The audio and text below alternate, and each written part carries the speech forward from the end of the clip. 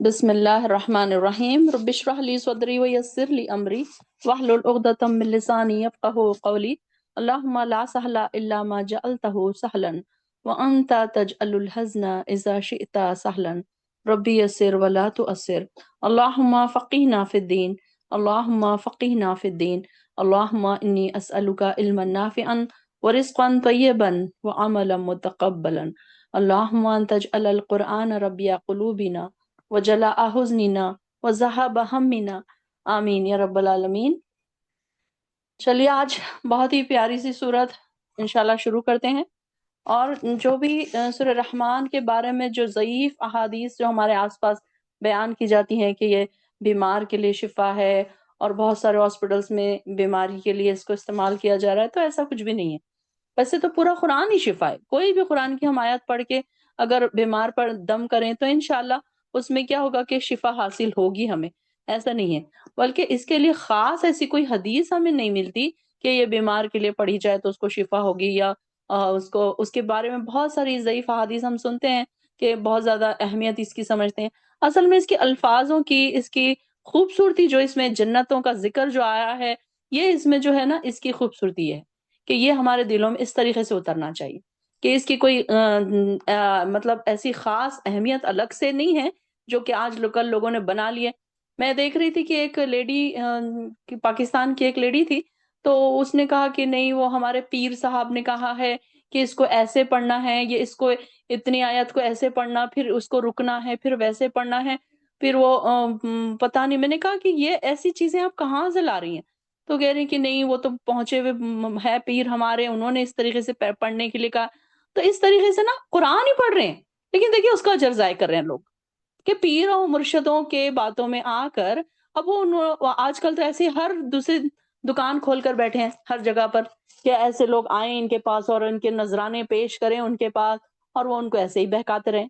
تو وہ خاتون اتنی بضد تھی کہ نہ اس نے میری کوئی بات مانی، وہ برابر اپنے میسیجز گروپس میں پوسٹ کرتی رہی اور کہ یہ بتاتی رہی کہ نہیں اس طریقے سے اس کو پڑھنا ہے۔ بڑے عجیب و غریب طریقے سے اس نے پڑھنے کا طریقہ بتایا تھا، مجھے تو شاید یاد بھی نہیں کہ وہ کس طریقے سے بتا رہی تھی۔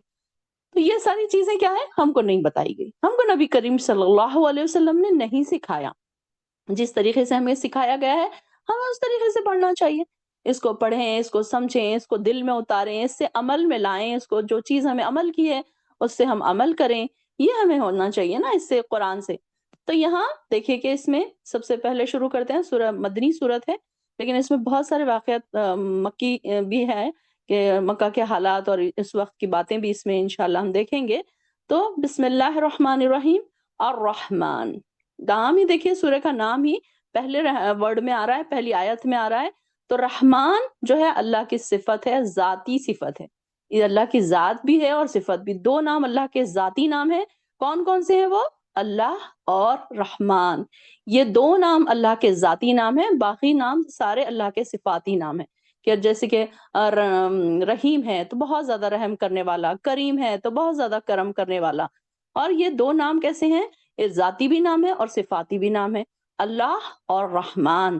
تو رحمان اللہ کی صفت کیسی ہے کہ وہ رحمان ایسا ہے، اس کو ہم الحمدللہ ثم الحمدللہ ہم اس کو سورہ فاتحہ میں بہت ہی ڈیٹیل سمجھ کے آئے ہیں یہ لفظ کو۔ ہو سکتا ہے کہ کچھ بہنیں ہماری اس وقت پریزنٹ نہیں ہوں گی، تو اس لیے تھوڑا سا میں اس کا ایکسپلینیشن کرتی ہوئی آگے چلوں گی انشاءاللہ۔ تو رحمان کیسا ہے اللہ کا نام، اور یہ دو نام ایسے ہیں کہ کسی بندوں کے نام نہیں رکھنے چاہیے یہ دو نام۔ رحمان اگر کسی کا صرف نام رحمان نہیں رکھنا چاہیے، رحمان عبد الرحمن رکھ سکتے ہیں، یعنی کہ رحمان کا بندہ، یا اس طریقے کے رکھ سکتے ہیں، لیکن صرف رحمان نہیں رکھ سکتے۔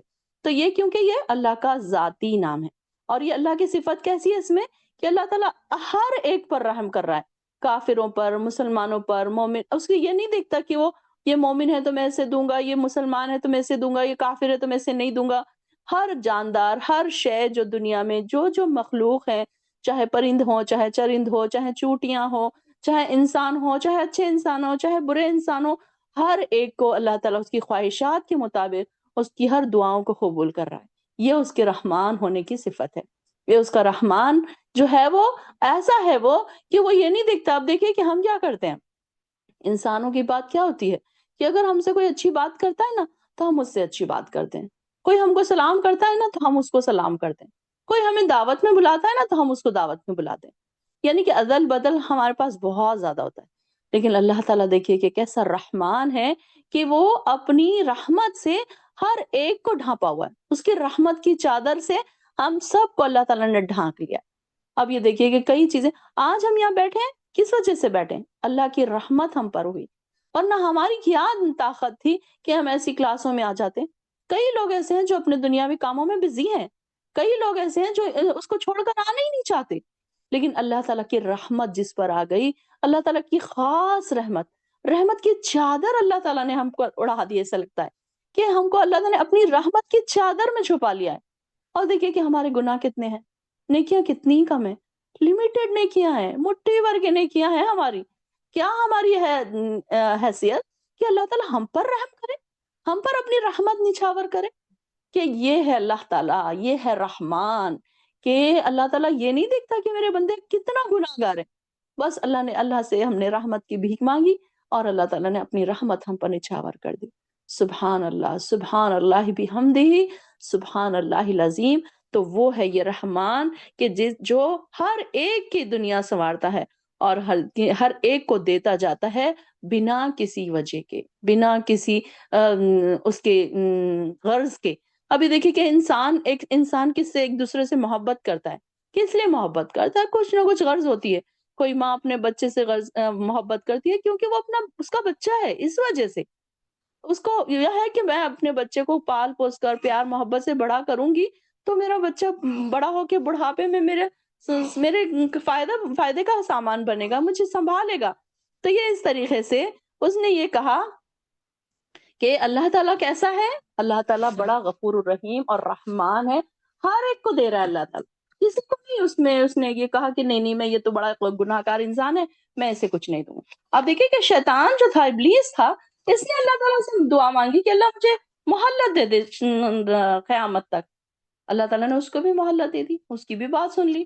اب جو لوگ یہ کہتے ہیں کہ اللہ تعالیٰ پتہ نہیں ہماری بد دعا سنے گا یا نہیں سنے گا، اللہ تعالیٰ ہم تو اتنے گناہ گار ہیں، تو وہ لوگوں کے لیے یہ جواب ہے کہ اللہ تعالیٰ جب شیطان کی بات سنتا ہے، جب اللہ تعالیٰ کافروں کو بھی دے رہا ہے، مسلمانوں کو بھی، مومنوں کو بھی دے رہا ہے، تو جو دعا مانگنے والے ان کو کیوں نہیں دے گا اللہ تعالیٰ؟ یہ دیکھیے نا کہ اللہ تعالیٰ ہر ایک کو نوازتا. یہ ہے رحمان، یہ ہے اس کی کوالٹی. تو اللہ تعالیٰ کے نام سے ہی، اللہ تعالیٰ کے ذاتی نام سے ہی اس سورے کی شروعات ہو رہی ہے. اور اس کی رحمت کا سب سے پہلے ذکر کیا آ رہا ہے؟ اس نے کیا ہم پر رحم کیا؟ کیا اس کی رحمت ہوئی ہم پر؟ علم القرآن، کہ اس نے ہمیں قرآن سکھایا. الحمدللہ ھذا من فضل ربی. کہ دیکھیں نا کہ ہر لمحے ہماری زبان سے ایسے نکل رہا ہے نا، ھذا من فضل ربی، ھذا من فضل ربی، کہ اللہ تعالیٰ نے ہمیں قرآن کا علم عطا کیا. کئی لوگ ایسے ہیں دنیا میں جو قرآن کا علم ہی نہیں جانتے. پہلے تو وہ علم ہی نہیں جانتے. کئی لوگ ایسے ہیں کہ جن تک قرآن پہنچا ہی نہیں. کئی لوگ ایسے ہیں جنہوں نے قرآن کو پڑھ کر بس کہیں رکھ دیا کہ ان کو اس کو ٹائم ہی نہیں ان کو پڑھنے کے لیے. کہ قرآن کی تعلیم اللہ تعالیٰ نے ہمیں دی، یہ ہمارے لیے بہت بڑی ایک اس کی رحمت ہے. اللہ کی، اللہ تعالیٰ نے اپنی رحمت سے ہمیں ڈھانک لیا، ہمیں قرآن کا علم عطا کر دیا. اب دیکھیے نا کہ ماشاءاللہ سے ماشاءاللہ بہت خوش قسمت بہنیں، ساری بہنیں یہاں پر کتنے اپنے کام چھوڑ کے بیٹھی ہیں. کوئی بیمار ہے، کوئی کسی کے بچے چھوٹے ہیں، کوئی اپنے سارے کام بازو رکھ کے، کسی نے اپنے سارے کام سلیقے سے سنوار لیے، پہلے مینج کر لیے، کچھ تھوڑے بعد میں مینج کریں گے. تو یہ کیسے ہوا؟ اللہ تعالیٰ کی رحمت ہوئی. آپ سب پر اللہ کی رحمت ہوئی کہ آپ یہاں آ کر بیٹھ گئے. اللہ کی اس محفل میں کس لیے آئے ہیں ہم یہاں؟ کہ ہمیں کوئی سیلری ملنے والی ہے، کوئی ٹرافی ملنے والی ہے، یا کوئی یہاں پہ انعامی بانڈز نکلنے والے ہیں، یا کسی کو کچھ میڈلز ملنے والے؟ نہیں. تو یہ سب کچھ بھی نہیں ہونے والا ہے یہاں پر تو اللہ کے خاص چنندہ بندے بیٹھے ہیں. اللہ اکبر. اللہ تعالیٰ نے جن کو اپنی محبت میں ڈھانک لیا، اپنی رحمت میں ڈھانک لیا. یہ ہمارے لیے کتنا بڑا آنر ہے، کتنی بڑی خوش قسمتی کی بات ہے کہ اللہ تعالیٰ نے ہم کو چن لیا اپنے قرآن کو سمجھانے کے لیے، اس کی تعلیم دینے کے لیے. کتنی بڑی بات ہے کہ کئی لوگ ہم میں سے ایسے ہیں جو اس طرف آتے ہی نہیں ہیں. کہیں دنیا کی مصروفیات کی وجہ سے، کہیں ان کے دلوں میں قرآن کی محبت ہی نہیں گئی، ان کو قرآن کی اہمیت کا اندازہ ہی نہیں ہوا۔ الحمدللہ الحمدللہ کہیں آپ اگر اس محفل میں بیٹھے ہیں نا، آپ اللہ کے خاص بندے ہیں جن پر اللہ تعالیٰ نے اپنی رحمت کی چادر اڑا دی، اپنی رحمت سے ڈھانپ لیا ہمیں، اور ہمیں اس محفل میں لا کر بٹھا دیا۔ اس محفل میں بھی بٹھایا، فرشتوں کے سامنے ذکر بھی کیا، آسمان پر عالم بالا میں آپ سب کا ذکر بھی ہوا، اور پھر آپ کے اوپر نور اڑیلا جا رہا ہے، اور پھر آپ کے لیے ریوارڈز دیکھیں کتنے ریوارڈز ہیں۔ اللہ تعالیٰ نے ہی بٹھایا، ہماری اس میں کیا بڑائی تھی؟ ہم کیا ہی کر سکتے تھے؟ سوچے ذرا کہ ہم کیا ہی کر سکتے تھے، ہمارے بس میں تو کچھ نہیں ہے کہ ہم ایک لفظ پڑھ سکیں یا اس کو سمجھ سکیں۔ الحمدللہ الحمدللہ، سوچے اس بات کو، غور کریں، اللہ تو نے مجھ پر انعام کیا، میرے اندر تو ایسی کوئی اچھی بات نہیں تھی، کوئی ایسی نیکی میرے اندر نہیں تھی، اللہ ہم تو گناہ گار، گناہوں میں ڈوبے ہوئے تھے، اللہ تو نے ہم پر رحم کیا، اپنی رحمت سے ہمیں ڈھانک لیا، ہمیں اس محفل میں لا کر بٹھا دیا جہاں پر قرآن ہمارے دلوں میں اتر رہا ہے۔ کبھی خوشی محسوس کرتے ہیں ہم اس کو پڑھ کر، کبھی رونا آتا ہے اپنی شرمندگی پر، اپنے گناہوں پر شرمندگی ہوتی ہے کبھی۔ اللہ یہ تو نے ہم پر انعام کیا، اللہ تعالیٰ اب تیرا کیسے شکر ادا کرے۔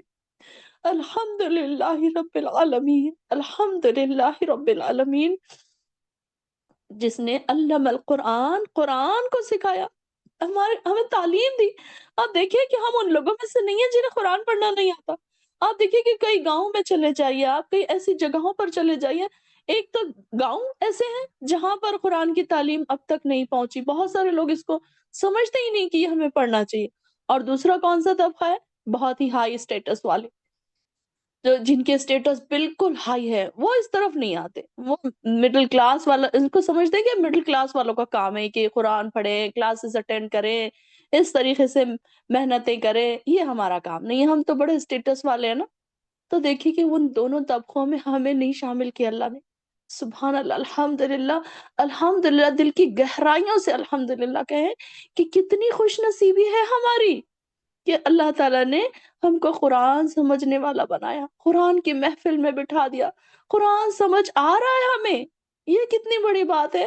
کل تک ہم اندھے بہروں کی طرح قرآن پڑھ رہے تھے، کچھ ہمارے دلوں تک نہیں اتر رہا تھا، صرف زبان سے ادا کرتے تھے الفاظ، بس یہی اور کچھ بھی نہیں۔ الحمدللہ الحمدللہ، اللہ کا شکر ادا کرے کہ اللہ تو نے ہم کو قرآن سکھا دیا۔ یہ سب سے پہلی رحمت دیکھیے اللہ کی کیا ہے ہم پر انعام، پہلی رحمت کیا ہے؟ اللہ تعالیٰ نے ہمیں قرآن سے جوڑ دیا، الحمدللہ الحمدللہ۔ پھر اس کے بعد خلق الانسان، اللہ تعالیٰ نے انسان کو پیدا کیا، علمہ البیان، انسان کو دیکھیے نا کہ کیسے پیدا کیا، خوبصورت شکل و صورت میں پیدا کیا اللہ تعالیٰ نے۔ یہ ایسا نہیں ہے کہ کیسا بھی بنا دیا اور بس چھوڑ دیا کہ گوشت کا لوتھڑا ہے، ادھر پڑا ہے ادھر پڑا ہے، کونے میں پڑا ہے گوشت کا لوتھڑا، یا پھر ایسی ڈراؤنی صورت بنا کر پیدا کر دیا، نہیں، بلکہ یہ ساری چیزوں کے ساتھ اللہ تعالیٰ نے کیسے انسان کو بنایا کہ اس کی خوبصورت دو آنکھیں بنائی، زبان بنائی۔ آپ یہ دیکھیے کہ ہر باڈی کے ایک ایک پارٹ پر آپ نظر لے جائیے، کتنے خوبصورت انداز میں اللہ تعالیٰ نے ہمیں بنایا۔ دیکھیے کہ اس کا یہ بھی اس پر بھی ہمیں شکر ادا کرنا چاہیے۔ اب یہ دیکھیے کہ ایک آنکھ صرف پیشانی پر ہوتی یا ایک آنکھ ہماری تھوڑی پر ہوتی، کتنے بھدے لگتے نا ہم، ناک ہماری بیچ میں ہونے کے بجائے کان کے پاس لٹک رہی ہوتی، کتنا عجیب و غریب لگتے ہم۔ کہ دیکھیے کہ دو ہاتھ برابر کیسے میجرمنٹ، دیکھیے ہاتھوں کے میجرمنٹ، انگلیوں کے میجرمنٹ، ناخنوں کے میجرمنٹ، آنکھوں کے میجرمنٹ، کان کے میجرمنٹ۔ ایسا نہیں ہے کہ ایک کان بہت چھوٹا ہے ایک کان بہت لمبا لٹک رہا ہے، ایک ہاتھ چھوٹا ہے ایک ہاتھ لمبا لٹک رہا ہے، یہ ایسے طریقے سے نہیں بنایا اللہ تعالیٰ نے، بڑے پیارے انداز میں۔ ہم آگے آخری آیاتوں میں انشاءاللہ دیکھیں گے ہم کہ اللہ تعالیٰ نے انسان کو کتنے بہترین انداز میں پیدا کیا۔ یہ بھی ہمارے لیے ایک اللہ تعالیٰ کی طرف سے تحفہ ہے، رحمت ہے اس کی، یہ بھی ایک ہمارے اوپر رحمت ہے کہ اللہ تعالیٰ نے ہم کو خوبصورت شکل و صورت میں پیدا کیا۔ اب یہ دیکھیے کہ ماں کے پیٹ میں اللہ تعالیٰ کیسے بنا رہا ہے، اندر تہبت ہے، پردے ہیں، پردوں میں پردہ، پردوں میں پردہ، اندھیرے ہیں، اور وہاں پر ایک بچے کی خلقت کی نشو نما ہو رہی ہے، اس کی آنکھ صحیح جگہ پر، اس کی ناک صحیح جگہ پر، اس کے بالوں کے سروں پہ اس کے بال دیکھیے، آپ دیکھیں کہ کسی کسی کے چہرے پر کبھی ایک ریئر ایسا ہوتا ہے کہ چہرے پر کسی کے بال ہوتے ہیں، کتنا ڈراؤنا لگتا ہے۔ کبھی کبھی نا اپنے آپ کو آئینے میں دیکھ کر سوچا کریں، ہمیشہ یہ نہ سوچا کریں ہائے مجھے پارلر جانا تھا، میرا تو فیشیل ہونا تھا، میں نے تو بلیچنگ نہیں کروائی، میں نے تو بال کلر کروانے چاہیے تھے تب میں بہت اچھی لگتی۔ بلکہ یہ تو دیکھیے کہ اللہ تعالیٰ نے جو ہمیں خوبصورتی دی ہے نیچرل جو، اس کی طرف بھی تو دیکھے نا، اس کو کیا ضرورت ہے اور بنا سنوار کر پیش کرنے کی؟ نہیں، اس کی ضرورت نہیں ہے، بلکہ اپنے عملوں سے اس کو خوبصورت بنائیے، اس کو نکھاریے اور زیادہ۔ تو اللہ تعالیٰ نے ہم کو ہر حال میں ہر باڈی کے پارٹس پر آپ نظر لے جاتے جائیے، پھر اندر کے جو ورکنگ ہو رہی ہے انسان کے اندر کی جو مشنری ہے وہ کیسے کام کر رہی ہے، کیسے اس کا چل رہا ہے سب سسٹم، کہ ہمیں کوئی چیز کے کرنے کی ضرورت نہیں، ہم سو جاتے ہیں، وہ مشنری کام کرتی رہتی ہے، کھانا ڈائجسٹ ہو رہا ہے، خون پمپ ہو رہا ہے، گندا اور خراب خون، خراب اور اچھا خون دونوں برابر صاف ہو رہے ہیں، ادھر جا رہے ہیں، باڈی کے ہر جگہ پر پہنچ رہے ہیں، آکسیجن لے رہے ہیں، کاربن ڈائی آکسائڈ چھوڑ رہے ہیں، یہ سارے سسٹم چل رہے ہیں نا۔ یہ دیکھیے اللہ تعالیٰ کی رحمت، یہ ہے اللہ رحمان۔ رحمان کیسا ہے وہ کہ ہر چیز کو اس نے اندازے کے مطابق بنایا۔ ہم نے کبھی کہا تھا کہ اللہ تعالیٰ مجھے 2 آنکھیں دینا، مجھے ایک ناک دینا، مجھے اتنا خوبصورت شکل و صورت میں بتانا۔ ہر انسان یہ سوچتا ہے نا کہ میں اور خوبصورت کیسے بنا لوں، میں آئی بروز بنا لوں۔ آج کل تو اتنا زیادہ گمراہی میں خواتین چلی گئی ہیں۔ خیر میں تو سمجھتی ہوں کہ ہمارے مڈل کلاس میں تو وہ سب چیزیں نہیں ہوتی ہوں گی، جو اسٹیٹس کانشیس لوگ ہیں ان میں یہ ساری چیزیں بہت زیادہ پائی جاتی ہیں، کہ وہ لپس کو انجیکشن سے موٹا کیا جا رہا ہے، باڈی کے الگ الگ پارٹس میں کیا کیا انجیکٹ کیا جا رہا ہے، اور اس کو کیسے آئی بروز کو اور اس کی آنکھوں کو کیسے الگ الگ طریقے کے شیپس دیے جا رہے ہیں۔ یہ ساری چیزیں اللہ کی خلقت میں چینجز کر رہے ہیں ہم۔ اللہ تعالیٰ نے تو ہمیں بہت خوبصورت انداز میں بنایا تھا۔ اور جو آئی بروز بناتی ہیں خواتین، ان سے میں یہ سوال کرتی ہوں کہ کیا اللہ تعالیٰ کو نہیں پتا تھا کہ تمہارے فیس پر کیسے آئی بروز چاہیے؟ اب تم بتاؤ گے اللہ تعالیٰ کو نہیں اللہ تعالیٰ ایسے آئی بروز چاہیے تھے مجھے، اب میں نے بنا لیے۔ اللہ اکبر، کتنی بڑی اللہ کی نافرمانی کی بات ہے یہ، اللہ کی ناراضگی کی بات ہے نا یہ۔ ہم اپنی مرضی سے اپنے چہرے کے اندر چینجز کریں گے، کیا اللہ تعالیٰ کو نہیں پتا تھا کہ اس چہرے پر کیسی چیزیں سوٹ ہوں گی؟ تو ہم اپنی مرضی سے کرنے لگے ہیں۔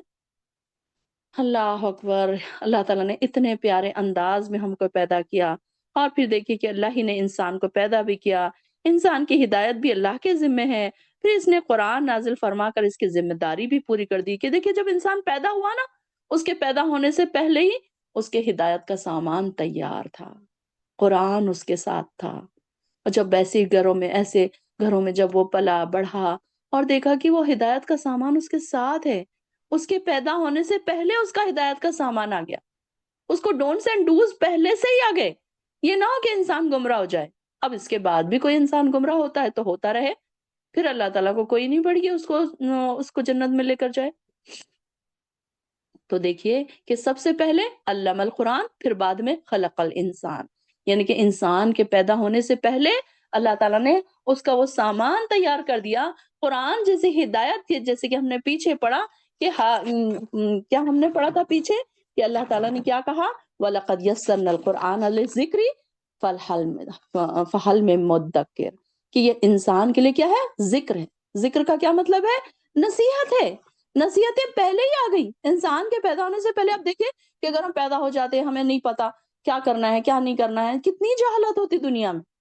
الحمدللہ الحمدللہ ہمارے پیدا ہونے سے پہلے ہی اللہ تعالیٰ نے سارا ہدایت کا سامان، نبی بھیج دیا، قرآن بھیج دیا، قرآن میں ساری چیزیں ہمیں بتا دی، ہمیں کیا کرنا ہے کیا نہیں کرنا، یہ ساری چیزیں ہمیں بتا دی۔ اللہ تعالیٰ کی رحمت دیکھیے کہ کیسی ہے اللہ کی رحمت۔ اللہ کا شکر ہم کیسے ادا کریں، اللہ ہم تیرا جتنا شکر ادا کرے کم ہے۔ اللہ ہم جتنا سجدے میں سے سر نہ اٹھائیں، کم ہی ہے وہ، کہ ہم اگر دن رات ہم سجدوں میں پڑے رہیں نا، اللہ پھر بھی کم۔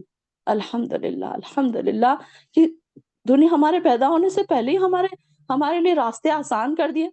اب آپ دیکھیے کہ کوئی 10th میں بچہ جا رہا ہے، اس کے پاس بکس ہی نہیں ہے، اور وہ کیا پڑھے گا، کیسے ایگزام دے گا، وہ سوچے گا، وہ کہے گا کہ میں ایگزام کیسے دوں، میرے پاس تو بکس ہی نہیں۔ تو اللہ تعالیٰ نے ہمارے پیدا ہونے سے پہلے ہمارے لیے ایک بک بھیج دی، جس میں کیا ہے، ذکر۔ ذکر کیا ہے، نصیحت۔ ہمیں پورا بتا دیا گیا کہ تم نے کیا کرنا ہے، کیسے نماز پڑھنا ہے، کیسے قرآن پڑھنا ہے، کیسے لوگوں کے ساتھ تعلقات رکھنا ہے، کہ ہر چیز کے مسئلے مسائل سارے ہر عام انسان کو بتا دیے گئے۔ اب ایسا نہیں کہ کوئی آگے کا پڑھا، آگے جب چلے جائیں گے تو آپ کو دوسری چیزیں پڑھائی جائیں گی، ابھی آپ اسٹیپ میں ہے، گریڈ چھوٹے گریڈز میں ہے تو آپ کو یہ نہیں سکھایا جائے گا، بلکہ قرآن ہر ایج کے لوگوں کے لیے، ہر ایج گروپ کے لیے ایک ہی قرآن ہے۔ اب ایسا نہیں کہ بچوں کے لیے الگ کتاب ہے، بڑوں کے لیے الگ کتاب ہے، بوڑھوں کے لیے الگ کتاب ہے، بلکہ اس میں دیکھیے کہ مخاطب یا ایھا الذین آمنو ہے۔ زیادہ تر جگہوں پہ کیا ہوتا ہے؟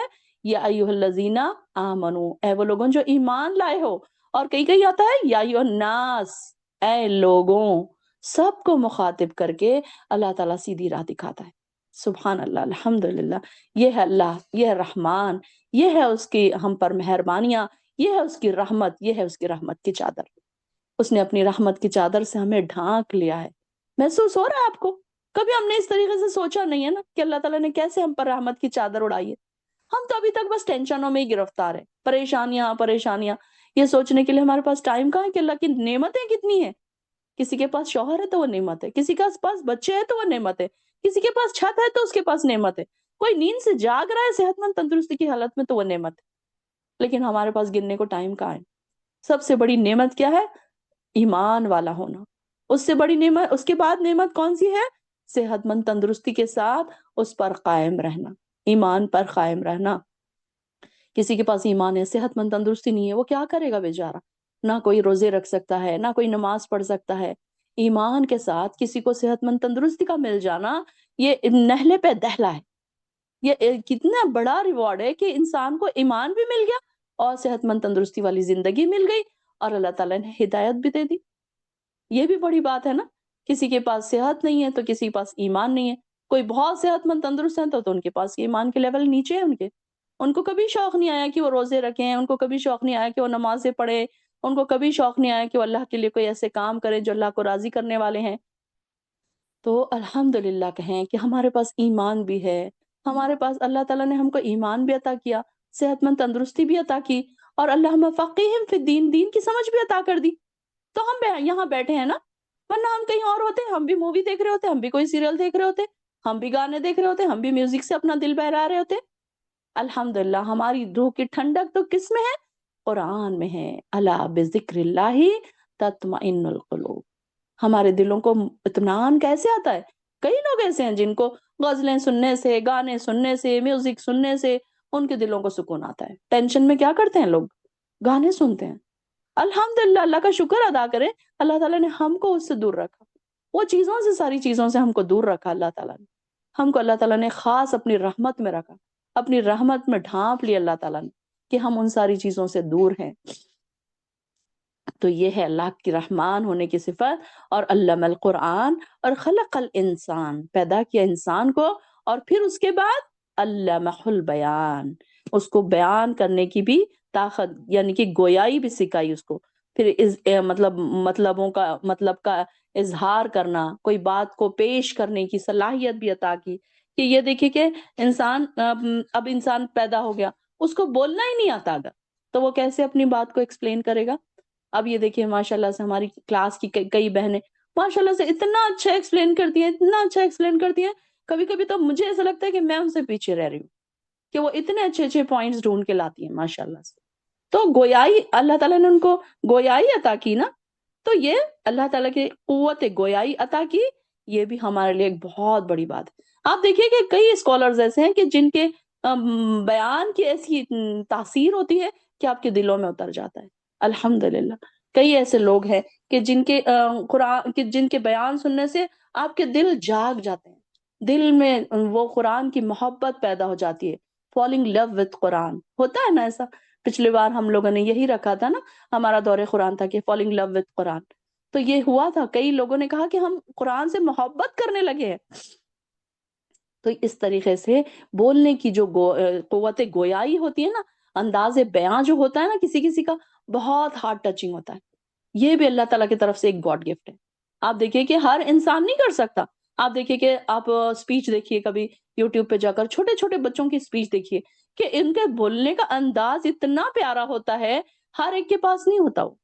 بڑے کوئی بڑوں کی اسپیچ دیکھیے، کوئی اسکالرس کے بولنے کا انداز دیکھیے کہ کیسے اتنے پیارے انداز میں وہ بولتے ہیں کہ آپ کے دلوں تک بات اتر جاتی۔ اللہ اکبر، اللہ تعالیٰ ہم کو بھی ایسے ہی بنائے، اللہ تعالیٰ ہمیں بھی قوت گویائی عطا فرمائے۔ اب یہ دیکھیے کہ یہ جو قوت گویائی ہے تو یہ بھی کیا ہے؟ بہت ساری قوتوں پر مبنی ہے، بہت ساری قوتیں۔ سب سے پہلے انسان کے پاس اگر بینائی نہ ہو تو انسان پڑھے کیسے؟ اگر پڑھے نہیں تو بولے کیسے؟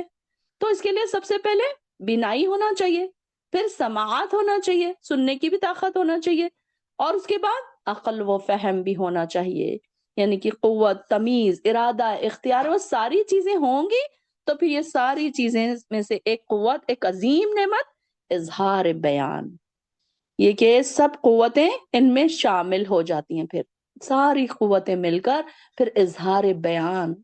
کس کس کو دیکھیے کہ یہی چیز اگر کوئی اور بیان کرے تو کچھ اور میننگ، کوئی کبھی دل کو لگتا ہے، کبھی ایسا ہوتا ہے کہ کبھی کسی کے بولنے سے نا نیند آتی ہے۔ ابھی اسکول میں، کالج میں آپ دیکھیں کہ جب ہم جاتے ہیں کہ کسی کسی کے لیکچرز اتنے انٹرسٹنگ ہوتے ہیں کہ مزہ آتا ہے ان کے لیکچرز میں، اور کوئی ایسے لیکچرز ایک دم لیتے ہیں ٹیچرز کہ ایسے لگتا ہے کہ نیند آ رہی ہے۔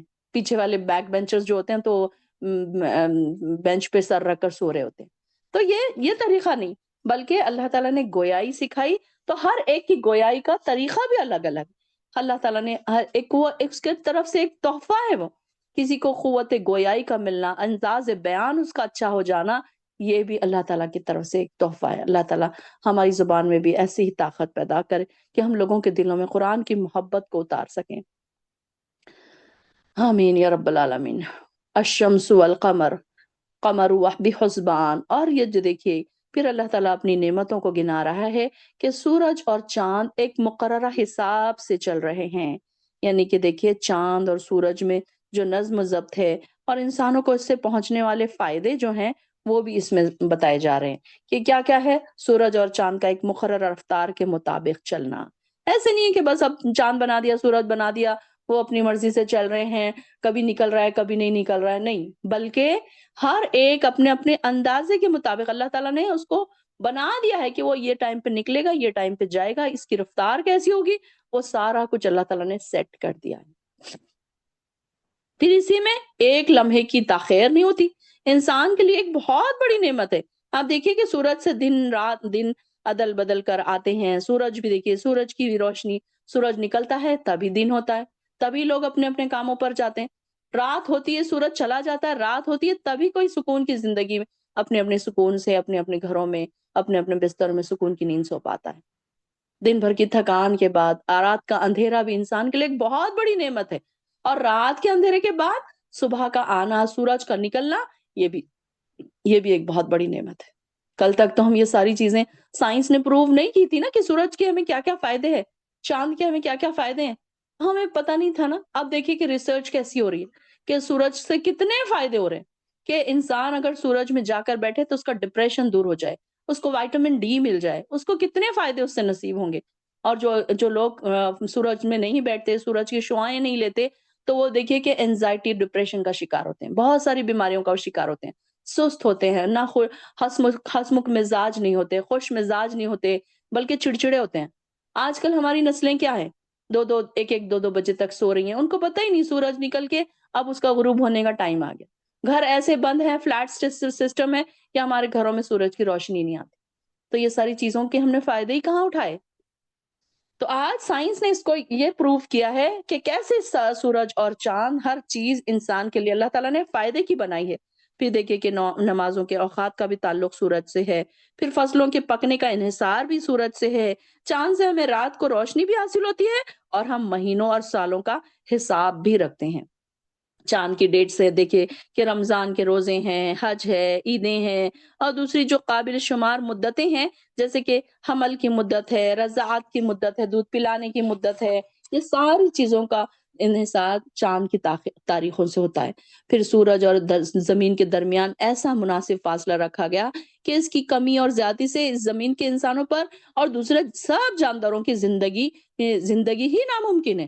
اب اگر بہت زیادہ نیچے ہو جاتا سورج تو سب لوگ جل کے مر جاتے، اگر بہت زیادہ اوپر ہو جاتا تو ٹھنڈک پڑ جاتی۔ تو اس کا اندازہ بھی دیکھیے کہ کیسے اللہ تعالیٰ نے اس کو ایک اندازے کے مطابق رکھا ہے۔ اور سب فائدے اسی صورت میں حاصل ہو رہے ہیں۔ اللہ تعالیٰ نے ہم کو دیکھیے کیسے قوانین اس نے بنا دیے کہ سب اپنے اپنے قوانین میں جکڑے ہوئے ہیں، چاند، سورج، ستارے، ہر چیز اپنے اپنے آربٹس میں گھوم رہے ہیں۔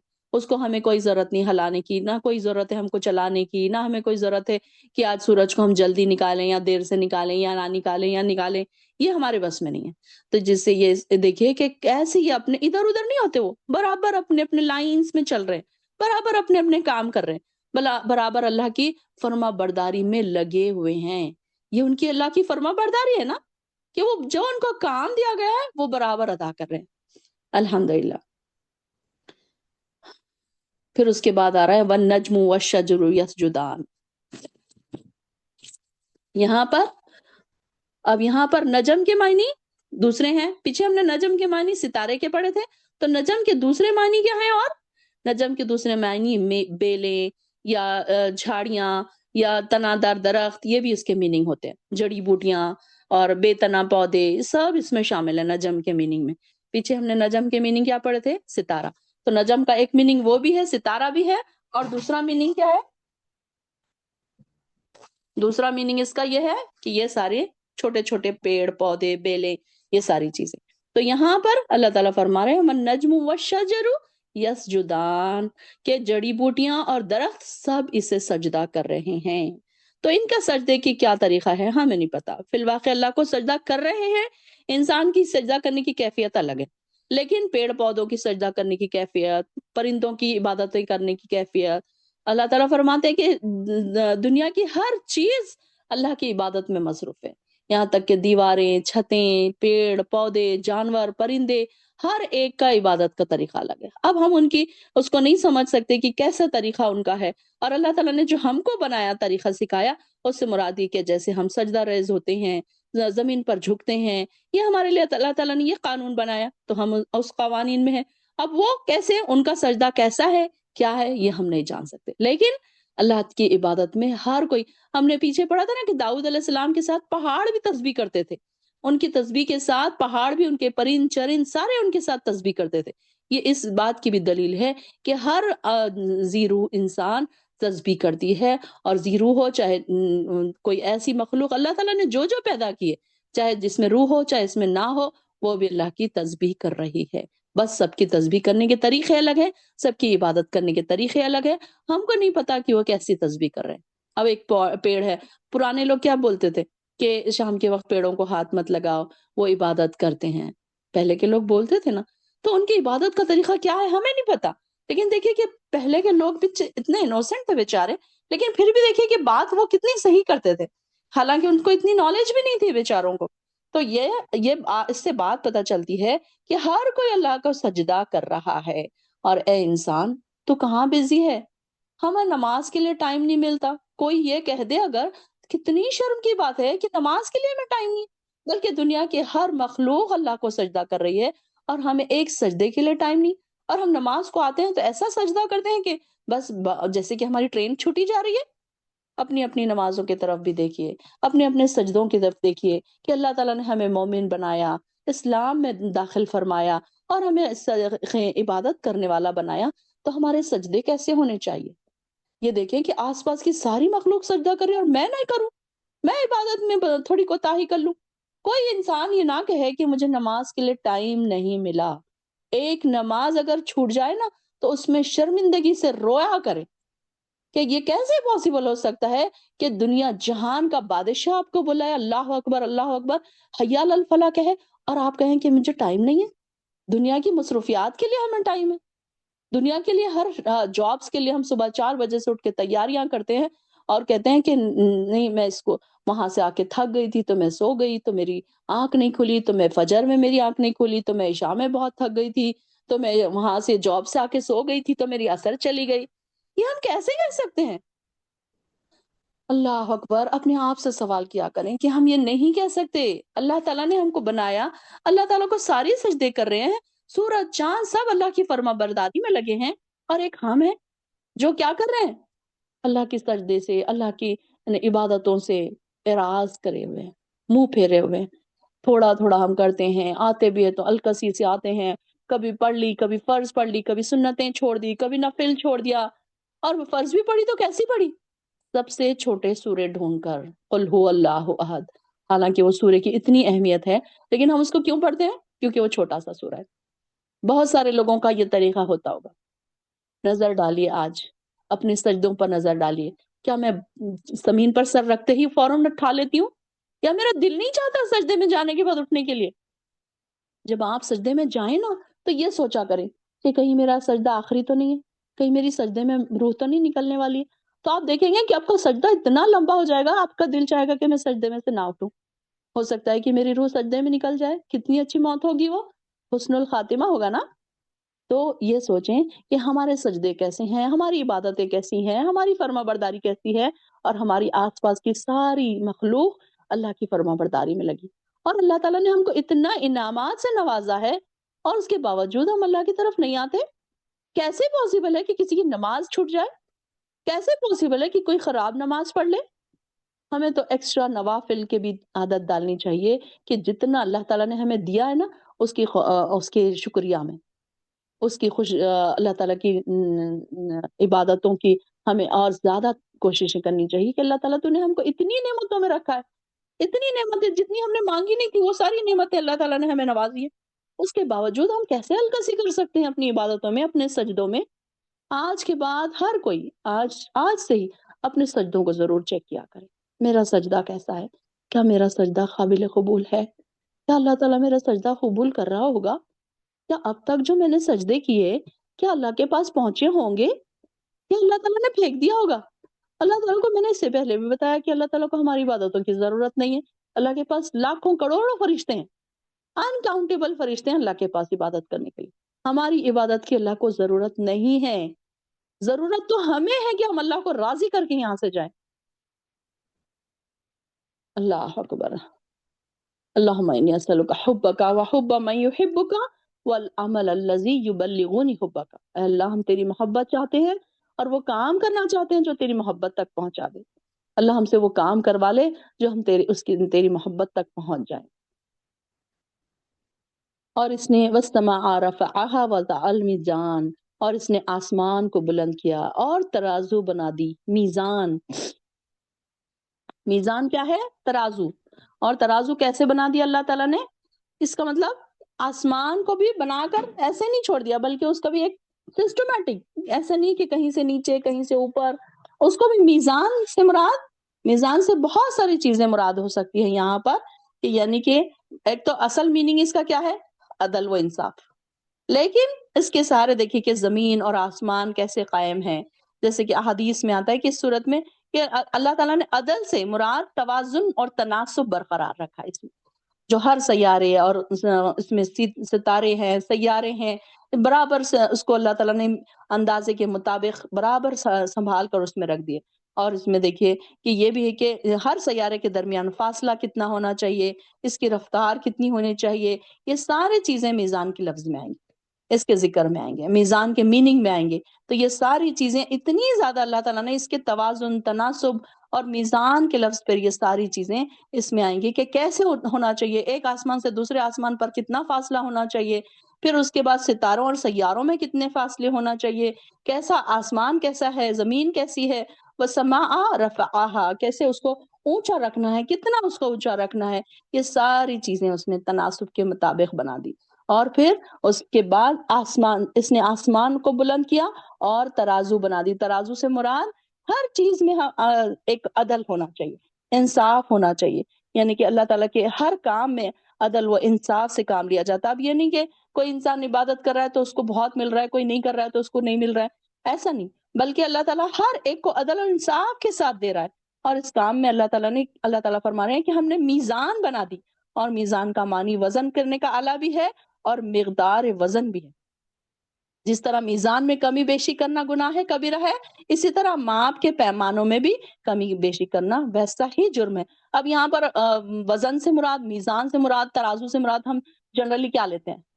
ہم جنرلی یہی لیتے ہیں نا کہ ناپ تول، کہیں سے سامان لے رہے ہیں تو وہ ترازو میں کم دینا یا زیادہ دینا، وہی لیتے ہیں نا۔ لیکن اس سے مراد بہت ساری چیزیں ہو سکتی ہیں، عدل و انصاف ہر جگہ، چاہے آپ گھر میں ہیں، چاہے آپ کہیں جاب کر رہے ہیں، گھر میں آپ کتنا عدل و انصاف کر رہے ہیں۔ اللہ تعالیٰ نے ترازو بنا دیے نا، اللہ ताला ने सिखा दिया है ना हमको अदल और इंसाफ।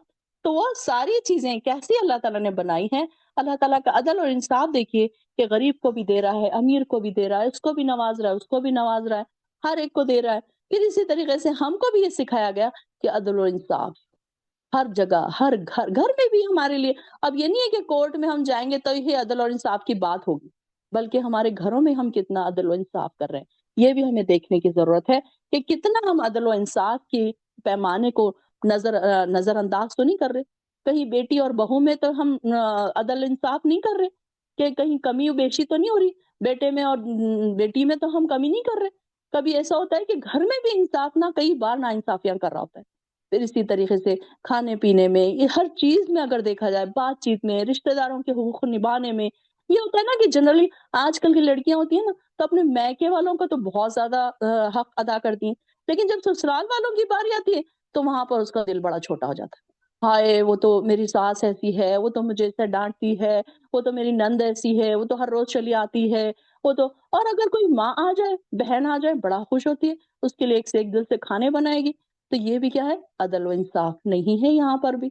हर जगह हमें अदल व इंसाफ रखना है कि अगर जो हम हमारी अपनी माँ के लिए जो कर रहे हैं, क्या हम अपनी सास के लिए कर रहे हैं? क्या जब जो चीज़ हम खरीदने के लिए अपनी बहन के लिए सोचते हैं, क्या अपनी ननंद के लिए सोचते हैं? ये यहाँ पर भी हमें अदल व इंसाफ की बात रखनी चाहिए सामने। अल्लाह ताला ने तराजू बना दी है, अदल व इंसाफ सिखाया है और हर चीज़ में हम भी जवाबदेह हैं। और फिर अल्लाह ततगौ फिल मीज़ान, ताकि तुम तोलने में ज़्यादती ना करो और वज़न को इंसाफ से तोलो। अब यहाँ पर तोलने से मुराद हर एक की दुकान तो नहीं है, मेरी और आपकी कोई दुकान तो नहीं है कि मैं वहाँ पर तोलने में कमी या ज़्यादती करूँ। बल्कि हर चीज़, दुनिया की हर चीज़ में जहाँ पर इंसाफ की ज़रूरत है और कभी-कभी ऐसा होता है कि हमें अपने खिलाफ कोई बात बोलनी पड़ती है। कभी-कभी हमें अपनी माँ के खिलाफ बोलना पड़ता है। कभी-कभी ऐसा होता है कि हमें अपनी बहन के खिलाफ बोलना पड़ता है। ये है अदल, ये है इंसाफ। अब यहाँ पर इंसान पीछे ना हटे कि नहीं-नहीं ये तो मेरी माँ है, अगर इसने गलत भी किया है तो छोड़ो कोई बात नहीं। कोई औरत है और मर्द है तो चलो वो औरत है ना बेचारी, तो चलो कोई नहीं उसके उसके तरफ से ही फैसला कर देते हैं। वो बेचारी रो रही थी ना तो देखिए ना आप सल्लल्लाहु अलैहि वसल्लम के बारे में हमने क्या पढ़ा? उन्होंने जब उनके पास गवाही 2 लोगों का झगड़ा पेश हुआ, एक मुसलमान था और एक मुनाफिक था, यहूदी था। एक यहूदी और एक मुनाफिक था ना, तो उन्होंने किसके साथ गवाही दी उन्होंने? यहूदी को उन्होंने कहा ना मुनाफिक के खिलाफ गवाही दे दी उन्होंने। जबकि मुनाफिक को पता था कि हम यहाँ जाएँगे तो ये मेरे लिए गवाही नहीं देंगे ये। तो ये हक पर है ना, ये होता है हक। कि हम ये ना सोचे कि हाय ये तो मेरे अपने हैं, मैं इनके खिलाफ कैसे बोलूँ? ठीक है, गलत भी बात है तो मैं खामोश हो जाती हूँ। ठीक है, मेरी बहन है, मेरा भाई है, अब ये गलत भी कर रहा है तो मैं खामोश हो जाती हूँ। नहीं, बल्कि ये होना चाहिए कि हर जगह इंसाफ का तराजू हमारे हाथ में होना चाहिए। ये नहीं है कि हमारी कोई दुकान हो, वो कोई हम सेब खरीदने जाएँ, हम एक कुछ गोल्ड खरीदने जाएँ तो हम हमारे पास तराजू होगी। नहीं, बल्कि हर जगह पर इंसाफ, तवाज़ुन और तनासुब बराबर होना चाहिए। हर जगह, हर लम्हे, हर मैदान में, ज़िंदगी के हर शोबे में, ज़िंदगी के हर मैदान में। अगर आप कहीं जॉब कर रहे हैं, तो आप ये ना करें कि वहाँ जॉब कर रहे हैं और जाके वहाँ घंटों आप फ़ोन पे बात कर रहे हैं। ये भी नाइंसाफ़ी है। यहाँ पर भी अदल और इंसाफ नहीं हो रहा है कि जहाँ आपको काम करने के पैसे दिए जा रहे हैं, आपने वहाँ पर काम करना है। ये नहीं है कि आप वहाँ जाके बैठे हैं, मोबाइल पे गेम खेल रहे हैं और चलो दिन जा रहा है, पैसे आ रहे हैं, बस इस तरीके से। नहीं, बल्कि कई बार ऐसा होता है कि रिश्तेदारों के हुकूक निभाने में हम कमी-ओ-बेशी कर जाते हैं। कई बार ऐसा होता है कि घर में हम कोई चीज़ों में, बातचीत में कभी ऐसा होता है कि हमसे कोई गलती हो जाती है। कोई हम पे कमी और कोताही हो जाती है, हम तवाज़ुन बराबर नहीं रख सकते। तो ये सारी चीज़ें क्या हैं? अल्लाह ताला ने बता दिया कि वज़न को इंसाफ से तोलो और तराजू में डंडी ना मारो।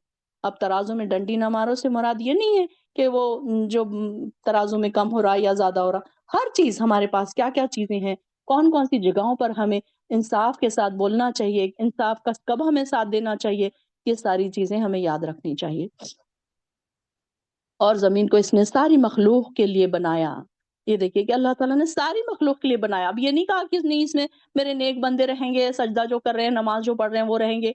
नहीं, बल्कि काफ़िर हैं, गुनाहगार हैं, मुनाफ़िक हैं, दंगे फ़साद करने वाले हैं। अल्लाह ताला ने भी देखिए कि उनको कैसे बड़े-बड़े शानदार घर अता किए। अल्लाह ताला का ये तरीक़ा नहीं है कि कोई गुनाहगार है तो उसको ना दे, उससे सारी चीज़ छीन ले, उसको खाना भी ना दे। ہمارا یہ طریقہ، انسانوں کا یہ طریقہ ہوتا ہے کہ انسان کیا کرتا ہے، چھوٹی سی چیز ہوتی ہے تو ان سے بات چیت بند، ان کو دعوت میں بلانا بند، انہوں نے ایسے بول دیا، انہوں نے ویسے بول دیا، بس ختم وہاں سے تعلقات۔ لیکن اللہ تعالیٰ نے ہر ایک کے لیے، ساری مخلوق کے لیے، کہ دیکھیے کہ کئی چرند ہیں، کئی پرند ہیں، ہر چیز اس میں دیکھیے کہ اللہ تعالیٰ نے اس میں سب چیز کو اس میں رکھا کہ کس کا گھر کہاں ہوگا، کون سے بلوں میں دیکھیے چونٹیاں ہیں، ان کے کھانے ہیں، ان کے پینے ہیں، ان کے گھر کیسے ہوں گے، انسانوں کے گھر کیسے ہوں گے، مچھلیوں کے گھر کیسے ہوں گے، پرندوں کے، پھر اس کے پرندوں کے گھونسلے کیسے ہوں گے۔ یہ ساری چیزیں اللہ تعالیٰ نے یہ ساری مخلوق کے لیے بنائی۔ یہ اللہ تعالیٰ کی نعمتیں دیکھیے کہ اللہ تعالیٰ اپنی نعمتیں کیسے گنوا رہا ہے۔ وَالْأَرْضَ وَضَعَهَا لِلْأَنَامِ، اور جس میں ہر طرح کے پھل ہیں اور کھجور کے درخت ہیں، فِيهَا فَاكِهَةٌ وَالنَّخْلُ ذَاتُ الْأَكْمَامِ، اور درخت بھی ہیں جن کے خوشوں میں غلاف ہوتے ہیں۔ انعام کا معنی اصل میں دیکھا جائے تو انعام سے مراد ہر وہ جاندار مخلوق ہے جو زمین پر پائی جاتی ہے، چاہے وہ چرند پرند ہو، چاہے مویشی ہوں، درندے ہوں، انسان ہوں اور جن ہوں۔ انعام سے مراد انسان اور جن اس لحاظ سے زیادہ مناسب ہے کہ آگے انہی چیزوں کا ذکر آ رہا ہے کہ زمین پر بسنے والی تمام مخلوق رزق، یعنی کہ ہم اللہ تعالیٰ نے اس کا رزق زمین سے وابستہ کر دیا۔ یہ دیکھیے کہ کس زمین سے ہم اناج اگا رہے ہیں، پانی برس رہا ہے۔ اب دیکھیے کہ کبھی ہم کھانا کھاتے ہیں، ہم روٹی کھا رہے ہیں، روٹی ہم نے لی کھا لی، ہم نے سوچا ہی نہیں کہ ایک عام سی انسان، اللہ تعالیٰ نے میرے لیے کیا کیا نظام بنایا، کیا کیا سسٹم بنائے کہ بارش آئی، بیج اگا، کسان نے اس کو نکالا، پھر وہ ہم تک پہنچا، پھر اس کا کتنا پروسیس ہوا، تب کہیں جا کر یہ روٹی بنی، تب کہیں جا کر یہ چاول بنے۔ اور گوشت دیکھیے کہ اینیملز ہیں، اللہ تعالیٰ نے ہمارے لیے اینیملز پیدا کیے، وہ گوشت کاٹ کے ہمارے پاس آ رہا ہے، پھر اسے ہم لذت دار لذیذ چیزیں بنا رہے ہیں، کھا رہے ہیں۔ کیا یہ اللہ تعالیٰ کہہ رہا ہے کہ یہ سارے کچھ ہم نے تمہارے لیے بنائے۔ سبحان اللہ، اللہ تعالیٰ نے یہ ڈسٹنگوش نہیں کر دیا کہ یہ ان کے لیے، یہ ان کے لیے، یہ میرے نیک بندوں کے لیے، یہ کافروں کے لیے، یہ خراب کھانا کافروں کے لیے، یہ اچھا کھانا مومنوں کے لیے، نہیں، بلکہ ہر ایک کے لیے۔ انعام والارض وضعها للانعام، ہر ایک کے لیے اللہ تعالیٰ نے ساری چیزیں رکھ دی۔ ہم دیکھیں نا کہ کھاتے ہیں پیتے ہیں، شکر تو کبھی نہیں ادا کرتے۔ یہ کہ اللہ تعالیٰ نے میں عام سے انسان کے لیے اللہ تعالیٰ نے اتنے پروسیس کے ساتھ، یہ کیوں نہیں ہوا کہ ہم نے دانا اٹھا کے ڈائریکٹ منہ میں ڈال لیا، بلکہ دانا اگا، کھیتوں میں گیا، اس کو اگایا گیا، اس کے پھر اناج بنا، پھر اس کا آٹا پسوایا گیا، پھر اس کی روٹی بنائی گئی، پھر اس کو ہم کھاتے ہیں۔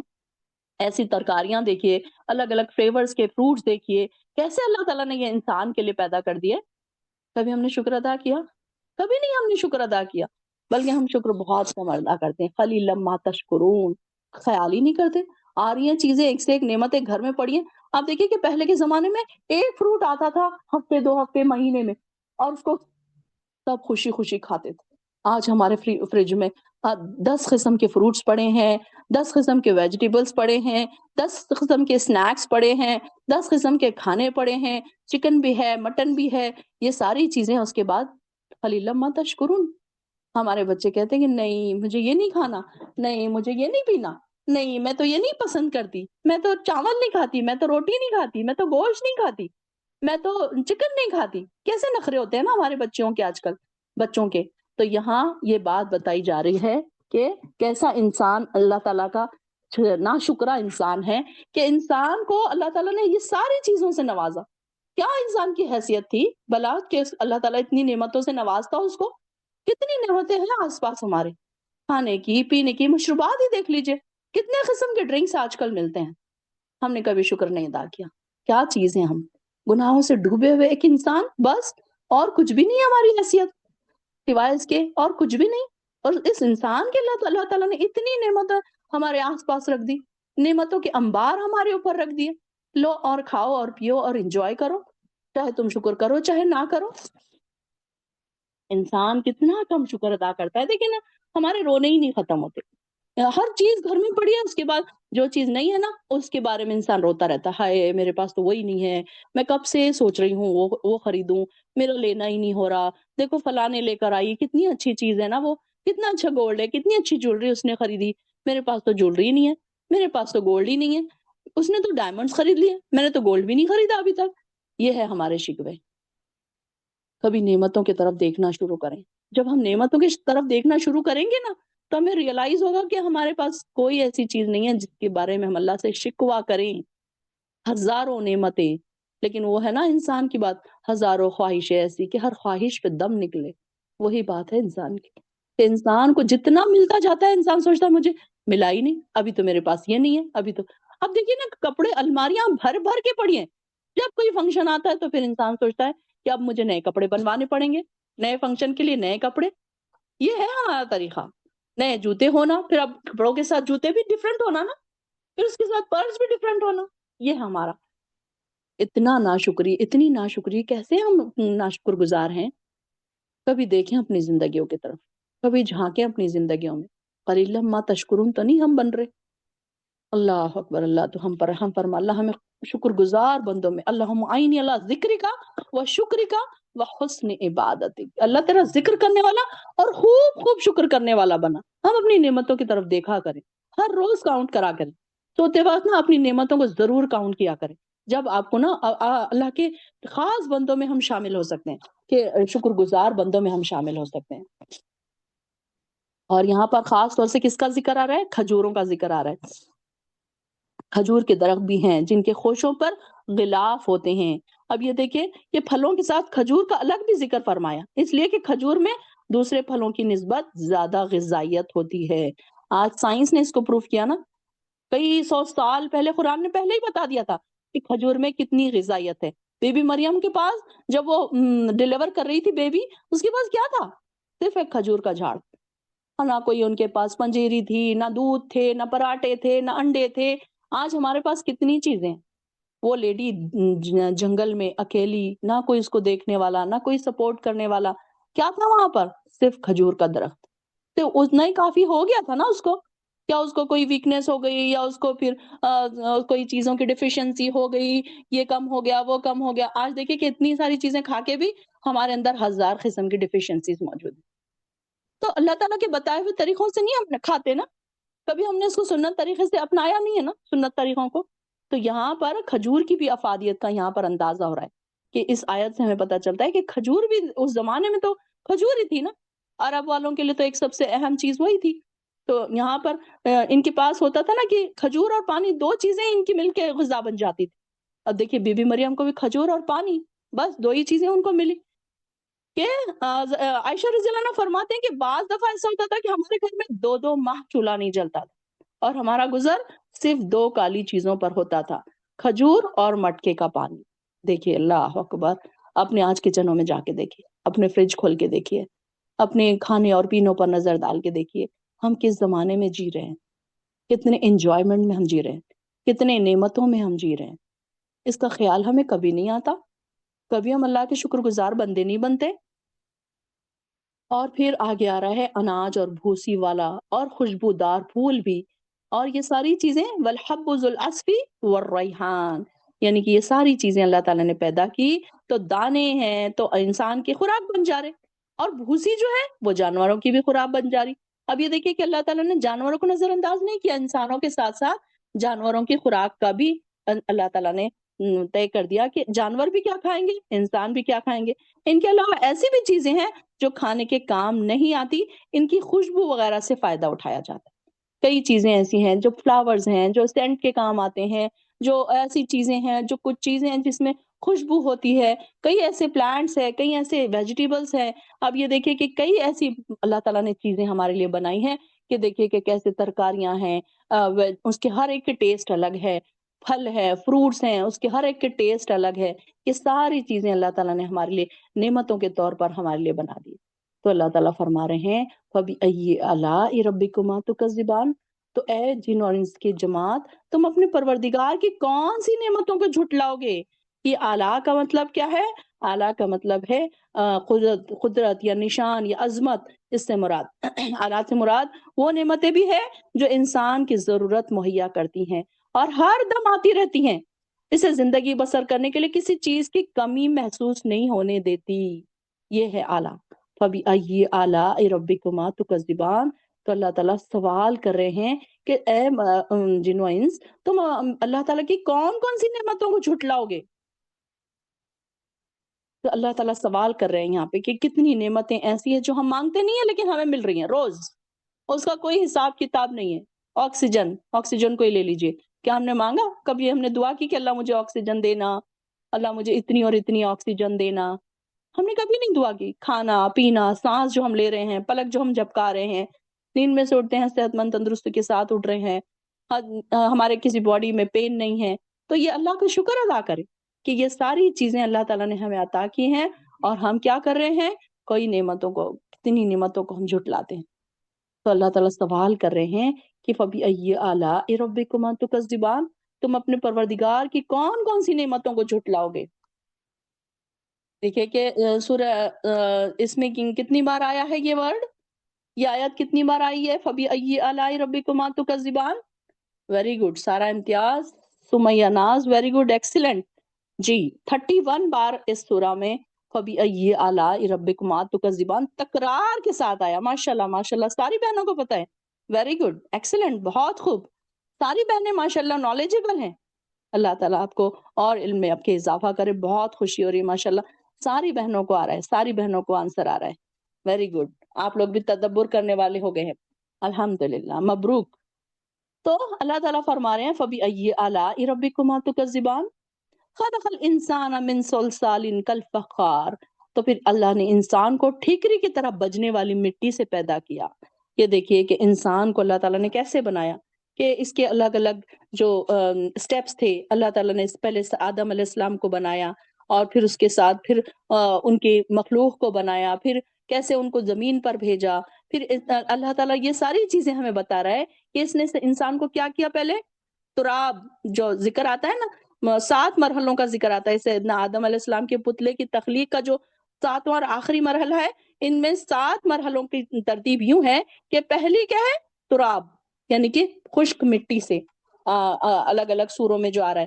پھر عام، یا پھر مٹی یا زمین کی مٹی سے، یہ بھی اس کا ذکر ہے. پھر تین بھی کیسی ہے؟ گیلی مٹی ہے، گارے سے.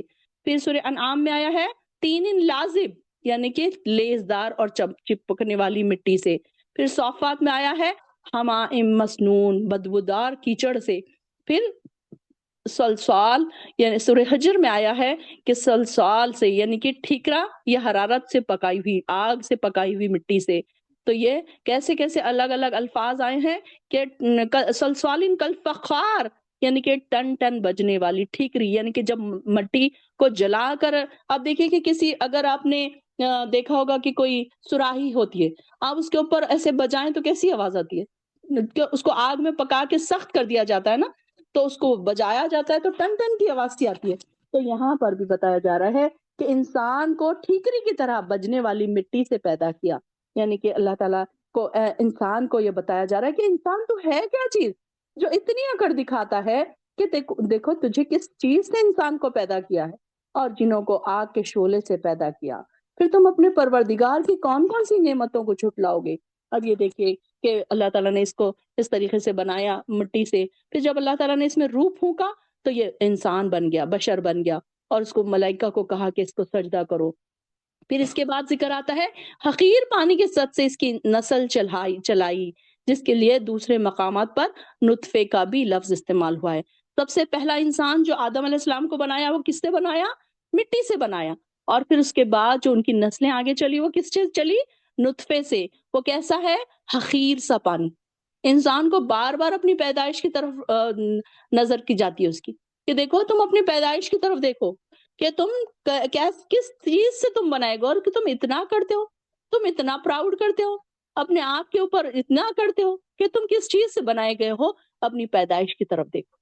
انسان کو اپنی پیدائش پہ نہیں بھولنا چاہیے کہ وہ کس چیز سے پیدا کیا گیا ہے اور وہ کیسے اکڑ سکتا ہے. پھر جنوں کی تخلیق، یا مارج کا مطلب ہے شعلے کا اوپر کا گرم ترین جو حصہ ہوتا ہے نا، تو اس کو کہتے ہیں مارج. تو یہاں پر اللہ تعالیٰ نے اس کو کیا کہا کہ یہ اس سے بنایا ان کو آگ کی لپٹ سے، جس سے میں مٹی کے کئی مراحل سے گزر کر اسے باریک تر بنا کر اس سے انسان بنایا. اس طرح جنوں کو بھی لکڑی اور کوئلے سے پیدا ہونے والی عام آگ سے نہیں، بلکہ اس گرم ترین لطیف آگ سے کے حصے سے بنایا گیا. اور انسانوں سے پہلے آتش مخلوق زمین پر آباد تھی، یعنی کہ جن آباد تھے نا زمین پر، اور ان میں بھی نبوت کا سلسلہ جاری رہا. انسان کی تخلیق کے بعد نبوت کا سلسلہ انسانوں میں منتقل ہو گیا، پھر جنوں کے بعد. کیونکہ اشرف مخلوقات انسان ہے، نہ کوئی جن۔ جو نبی انسانوں کی طرف مبعوث ہوتا وہی جنوں کی طرف بھی ہوتا، تو نبی آخر الزماں جیسے ہمارے نبی ہیں ویسے جنوں کے بھی نبی ہیں۔ تو یہاں پر اللہ تعالیٰ فرما رہے ہیں کہ دیکھو کہ جنوں اور انسانوں کو اللہ تعالیٰ نے کس چیز سے بنایا؟ جنوں کو آگ کے شعلے سے پیدا کیا، پھر تم اپنے پروردگار کی کون کون سی نعمتوں کو جھٹلاؤ گے؟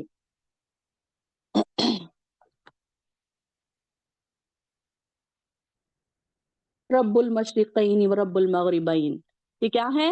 دونوں مشرقوں کا بھی مالک ہے اور دونوں مغربوں کا بھی مالک ہے۔ اب یہ دیکھیں کہ دو مشرق اور دو مغرب کیوں کہا گیا ہے؟ یہاں پر دو مشرقوں اور دو مغربوں کا ذکر فرمایا ہے اس سورے میں۔ مسلسل دو دو چیزوں کا ذکر آ رہا ہے۔ دیکھیں کہ ہر چیز میں تسنیہ کا ذکر آئے گا، جوڑوں کا ذکر آئے گا، آسمان اور زمین، اور اسی طریقے سے مشرقین اور مغربین، بحرین آگے بھی آئے گا، سمندروں کا بھی ذکر ٹو یعنی کہ تسنیہ کے صیغے میں آئے گا، یعنی کہ جو ڈویل چیزیں ہوتی ہیں نا اس کا۔ صرف رحمان ایک ایسا ہے جو واحد آیا ہے۔ تو یہاں پر یہ دیکھیں کہ اس میں اللہ تعالیٰ فرما رہے کہ کیا ہے؟ دو مشرقوں سے مراد ایک تو وہ مقام جب سورج موسم گرما سے بڑے دن طلوع ہوتا ہے۔ اب یہ دیکھیں کہ اگر آپ نے غور کیا ہوگا تو سورج ہر روز الگ جگہ سے طلوع ہوتا ہے۔ یہ بات ہم نے کبھی غور نہیں کی، کیوں؟ کیونکہ ہم نے کبھی بیٹھ کے دیکھا نہیں نا، آبزرو نہیں کیا، پریکٹیکل نہیں کیا ہم نے۔ اب جب میں واکنگ کو جاتی تھی، جب میں نے یہ آبزرو کیا کہ جب میں دیکھتی تھی کہ آج سورج ادھر سے نکل رہا ہے تو دوسرے دن اس کے بازو سے نکل رہا ہے، تو تھوڑے دنوں کے بعد میں نے آبزرو کیا کہ یہ سورج اس طرف سے نکلتا تھا، اب یہ اس طرف سے نکل رہا ہے، مطلب روز بازو ہٹ کے نکلتا تھا سورج۔ تو میں نے یہ بات کو آبزرو کیا کہ واقعی ایک مغرب اور ایک مشرق نہیں ہے، بلکہ مغربین اور مشرقین ہیں جمع۔ تو ہر روز الگ جگہ سے سورج نکل رہا ہے، ہر روز الگ جگہ سے ڈوب رہا ہے۔ پھر دیکھیے کہ اسی طریقے سے گرمیوں میں دن بڑے ہوتے ہیں، سردیوں میں دن چھوٹے ہو جاتے ہیں۔ سورج کہیں اور سے نکل رہا ہے، تھوڑا لیٹ نکل رہا ہے، پھر جلدی ڈوب جا رہا ہے۔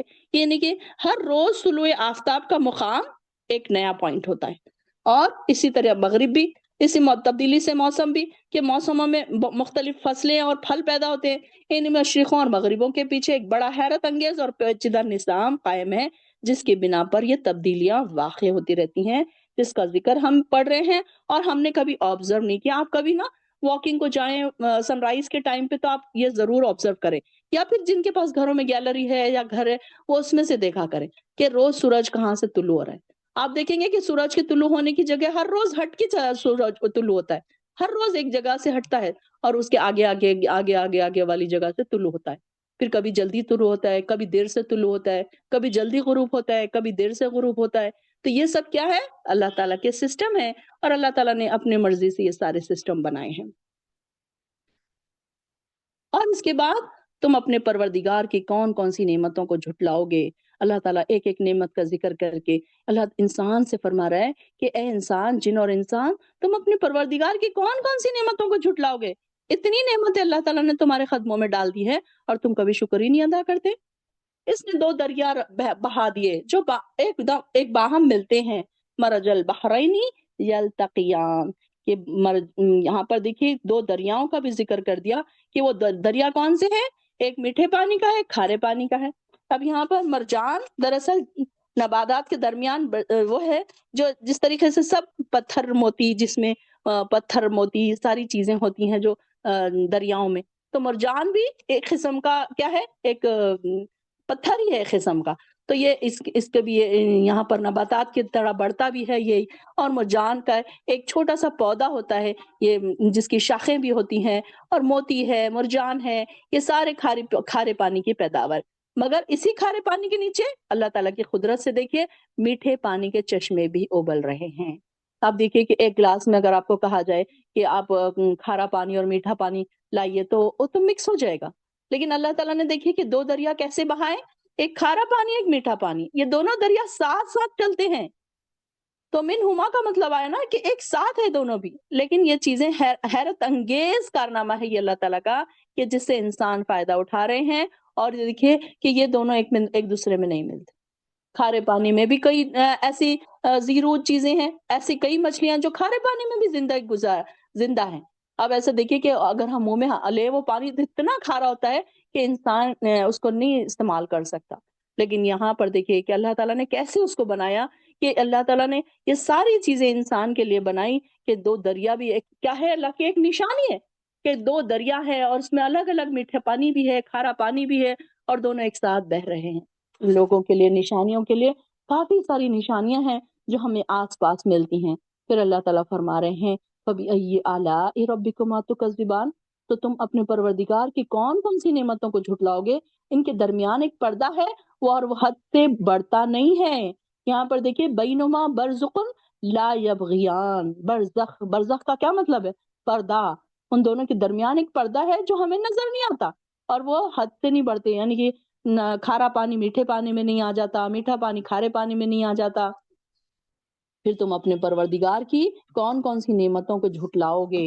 اور ان دونوں کے دریاؤں سے موتی اور مرجان نکلتے ہیں، یعنی کہ ہیرے جواہرات، موتی، مرجان، مونگے، موتی، یہ ساری چیزیں ہم دیکھتے ہیں نا۔ آج اگر آج سوشل میڈیا ہونے کی وجہ سے اگر ہم دیکھیں تو یہ ساری چیزیں ہمیں پتہ چلتی ہے کہ سمندر سے کیا کیا قیمتی قیمتی چیزیں نکالی جا رہی، غوطہ خور اندر تک جا کے کیسے قیمتی قیمتی موتی، ہیرے جواہرات نکال کر لاتے ہیں۔ یہ ساری چیزیں اللہ تعالیٰ نے کس کے لیے بنائی ہیں؟ انسان، اے انسان تیرے لیے بنائی ہے، اور تو کیا کرتا ہے؟ ناشکری کرتا ہے۔ فَبِأَيِّ آلَاءِ رَبِّكُمَا تُكَذِّبَانِ، تو کن کن چیزوں کو تم جھٹلاؤ گے؟ اللہ تعالیٰ کی نعمتوں کو، کون کون سی نعمتوں کو تم جھٹلاؤ گے؟ اللہ تعالیٰ کا سوال ہے یہ، دیکھیے ہر انسان نے اپنے آپ سے بھی سوال کرنا چاہیے کہ میں کتنی نعمتیں ایسی ہیں جس کو میں جھٹلاتی ہوں۔